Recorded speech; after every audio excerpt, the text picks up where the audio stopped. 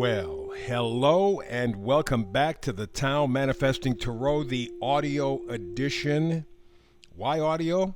No video? First of all, I'm not that attractive, so you don't need to see that. You may be eating, and my picture and your meal just it won't work. Believe me, trust me. But more to the point, and more seriously, this is, as far as I know, the only tarot reading that is focused exclusively and completely every day of the year, 365, every day of the year, on you and your manifesting ability. I'm not here for likes. I'm not here for subscribes, although I love them. And by the way, thank you to all the wonderful comments from people about what I'm trying to do here with you in terms of helping you manifest. It's not about me at all. I am simply trying to inspire you. I have 5 cards, as you see in front of you. This is the only picture you're going to see. I don't want you to get visually distracted by anything else.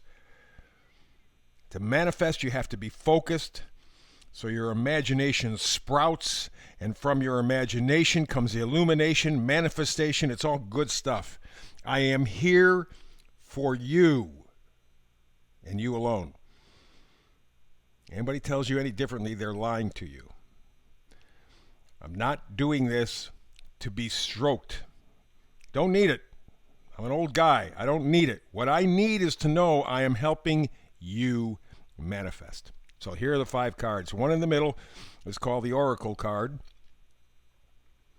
And today, the energy is deep knowing. I mean, right at a soul level, isn't it? Right in your bones. It's a core truth or truths. There's no debate. There's no discussion. There's no arguments over this definition of that definition. You know your core truth. If you don't, this is the time to begin to look for it. The number's up in the right-hand corner, 43. 4 is stability, solidness, foundation. Cube, square. You can't move them very easily. 4 corners, all taken care of. 3 is collaboration. And because we're talking about manifesting, we're talking about you collaborating with parts of you. Mind, body, spirit. It's amazing how we go through life and those parts are kind of separated. And we're not paying attention to them. This is saying you have the opportunity for deep knowing. For getting to the essential, the core, the basic truth or truths in your life. And you put the 4 and 3 together, that's a 7, and that emphasizes it. It's either something spiritual, mental, maybe even a process of both for you, depending on how you're put together as a human being. Some people are very spiritual, some people are very mental, ethereal, think a lot, and some people kind of combine them. Whatever works for you to get to that deep knowing, get to that core truth. Okay, that's the sense, that's the deal. And to help out a little bit, I always, wherever possible, like to have a meme that kind of clarifies this whole thing. And I got it from Tanya Urban.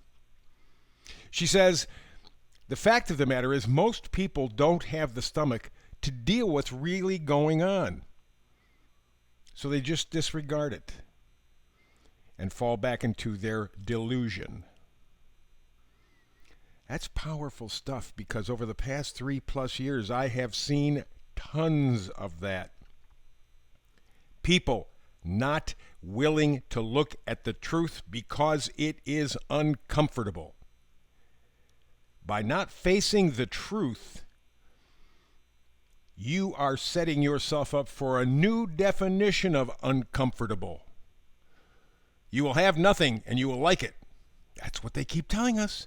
And they keep proving it. The fact of the matter is most people don't have the stomach to deal with what is really going on, so they just disregard it and fall back into delusion. When you do that, you are setting yourself up for all kinds of trouble, and I don't want to hear a damn word out of any of you when it hits. Because you were the weenies who had no backbone, no integrity, no maturity to face the basic truth. First yours, and once you get your core truth set up, then expand. But that takes courage, and most people don't have it. That's, by the way, why the world sucks. There are always going to be bad people. The problem, I think it was Einstein who said this, somebody famous. The problem is not that evil exists. The problem is that good people let it exist. We don't stand up. We're sheep. So this is the kind of stuff we're dealing with. Deep knowing, your core truth. You're already feeling it. First card all the way to the left, that's the moon card. Moon card is great because you could find the brightest, biggest full moon you could possibly find. And yeah, you could actually walk in the dark just illuminated by the moon, but you don't see everything. You see a lot, but there's a lot of shadow. So you have to fall back on your intuition, your deep knowing. So the very first card sets it up. The card right next to it is the Seven of Wands. Wands are power, enthusiasm, joy, gratitude. And the Seven of Wands talks about defiance, taking a stand, taking the offensive. Go, show some backbone. Look into the mirror. Look at the core truth. It's facing you. It's yelling at you. The moon says so. And the Seven of Wands says you are ready now, if you choose, to stand up and face the truth. That's huge because we're going to need that in the next year or 2 or 3 ahead. You think we've been through some changes up to this point? You ain't seen nothing yet. Next card over is the Ace of Swords. Swords are thoughts, ideas. Usually we get them from other people. Usually when we're kids, it's what our parents think, our family members think, our friends think. As we get older and we show some backbone, we begin to think for ourselves. And so that's what this card is saying to me in this reading of Deep Knowing, is that you will, with this Ace of Swords, have an opportunity to cut to the chase, to cut to the truth, to really see your core truth. You have that little voice inside of you yelling at you all the time, that deep knowing, that little unconscious thing. You've ignored it up to this point. The Ace of Swords says maybe the time is over. And in fact, to multiply on that, the next card, the final card, Ace of Wands. Remember, wands are energy, positivity, enthusiasm, being plugged into your life, not being a visitor, but actually getting on the field and playing the game. And the Ace of Wands talks about beginnings, enthusiasm, inspiration, courage.